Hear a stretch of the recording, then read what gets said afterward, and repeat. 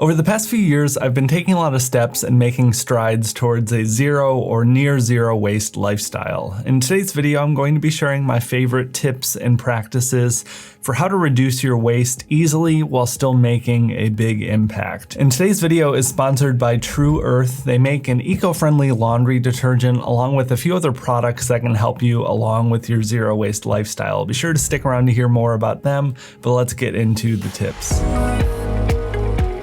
Shopping secondhand has never been easier. You have, eBay and Facebook Marketplace and Craigslist, along with brick and mortar stores like Goodwill and Salvation Army and your local thrift shops.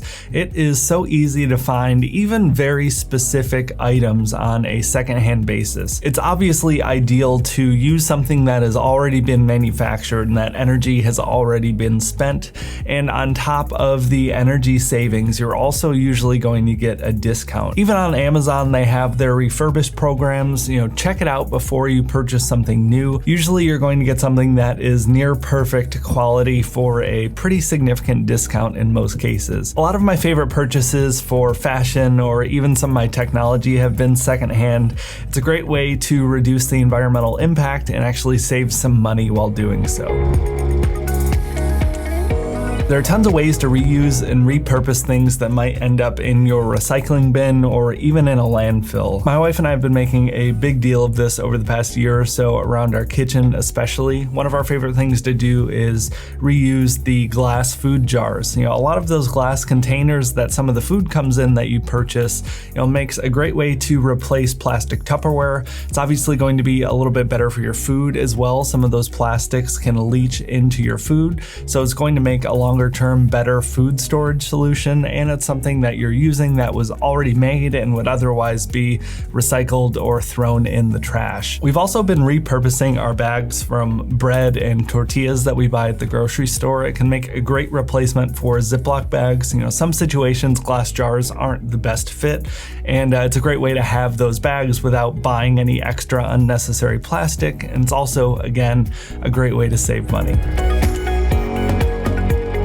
A really important mindset shift that I know I needed to have, and I think a lot of other folks need to have, is just really putting an emphasis on reusable items over disposable items. This can be something as simple as using a reusable grocery bag when you're at the store, but it goes so much deeper than that if you want to, and that's something I've been exploring over the past couple of years. Sticking with the grocery store ideas, in addition to your reusable bag, you can also skip out on those plastic produce and meat bags that you see there. They actually make reusable mesh produce bags, or you can stick the produce directly in your cart. I promise it'll be okay. A few other reusable items that we've swapped out, instead of dryer sheets, use wool dryer balls. Those have been a lifesaver for us in reducing wrinkles. Also, instead of using, napkins and paper towels and all of those paper products, you can actually use old t-shirts or just buy a bulk pack of towels to use, and you can just wash those in their own cycle.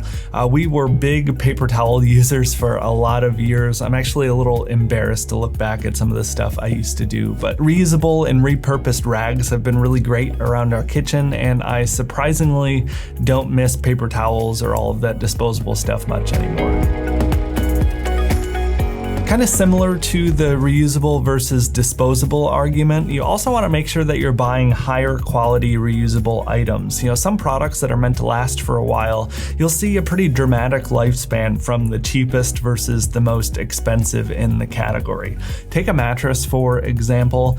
A cheap mattress might feel the same, but if it's only going to last 2 or 3 years versus 12 or 13 years, think about all of the replacements that you're going to have to buy before you get to that same lifespan of the more expensive mattress. It's going to save you some money, but think about all those mattresses that didn't have to be manufactured.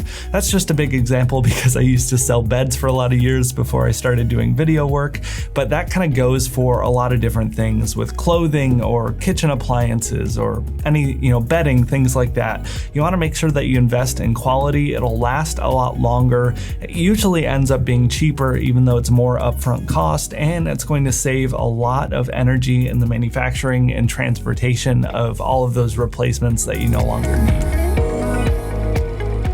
One of the newer things I've been analyzing and changing in my life on this, zero waste journey that I've been slowly moving towards is liquid items versus solid items, especially for things like the bathroom and the laundry room. Soaps and detergents and different things like that use up a lot more energy when they're being transported in their liquid form. I've been looking into a lot of alternatives for solid soaps and shampoos as opposed to the liquids. I was recently turned on to Beard Brand's Utility Bar. A viewer on this channel actually highly recommended it to me a few weeks ago, so I'm going to be checking that out instead of using my shampoo and body wash. But another big thing is laundry detergent. This was a big thing I didn't even know existed and rounds us into our sponsor today, and that is True Earth. True Earth is a company that makes eco-friendly laundry detergent, and let me pull this up and show you here. So instead of the normal gigantic bottles of laundry soap, they actually make laundry strips, kind of like those old Listerine strips if you remember those. But these are so much better than their liquid alternatives for several reasons. One, outside of the environmental impact, just look at the space savings. I actually brought out my liquid detergent that I had before they reached out.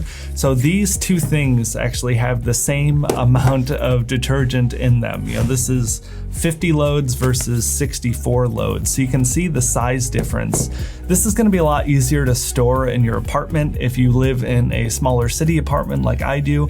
But the bigger thing that we are talking about today is just the environmental impact and difference of transporting these two things. Big heavy liquids like laundry detergent bottles are very heavy to ship, and it uses a lot of water to produce and is just a pretty wasteful thing in general. Using something like these strips instead of the laundry detergent, you're actually saving 94% less energy in the transportation energy cost, which is huge. And outside of the actual transportation energy wastage, there are 700 million of these laundry soap jugs that get put into landfills every year. So it's a great way to save on all of the excess plastic. True Earth makes these. I've been testing them for the last couple of weeks and they've been really great. I always try to align with brands that are a little bit more eco-conscious, and I was so happy to hear from them and get familiarized with their products. So check out True Earth if you need some laundry detergent. Big thanks to them for sponsoring today's video. Like I'd mentioned, transporting goods across the country or across the world is one of the biggest energy wasters in the manufacturing chain.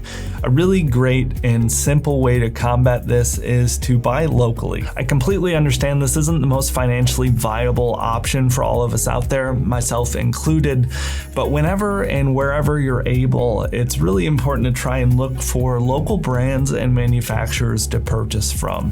This is a great way to significantly reduce the energy cost of producing a product if it doesn't have to travel very far. That's going to knock off a significant chunk of that energy usage. It's a great way to reduce the environmental impact of the products that you buy, but it's also a great way to support your local economy and support small businesses, and usually you're getting better products for it. I know here in Portland, a lot of the local goods are a little bit more expensive, but I can't think of a single one that isn't better than any of the national or global brand comparisons. As you all know from my video series, I live a pretty frugal life most of the time, so this is something I'm hoping to implement more and more as I'm financially able to do so. But for those of you that might be a little better off, or maybe are in different markets that have a significant amount of cheap local goods, check out the local manufacturers first. It's always going to be a great way to support your local businesses, reduce the environmental impact and energy waste of the things that you buy. That is all for the tips today, though. I'd love to hear from some more experienced folks down in the comments. Like I said, I'm not completely zero waste at this time, but it's something I've been working and transitioning towards, and my wife and I have made a lot of significant strides over the past couple of years. So big thanks to everyone on Reddit and YouTube for all of the help for me. I'd love to hear your tips down below. Thank you all so much for watching, and I'll talk to you in the next one.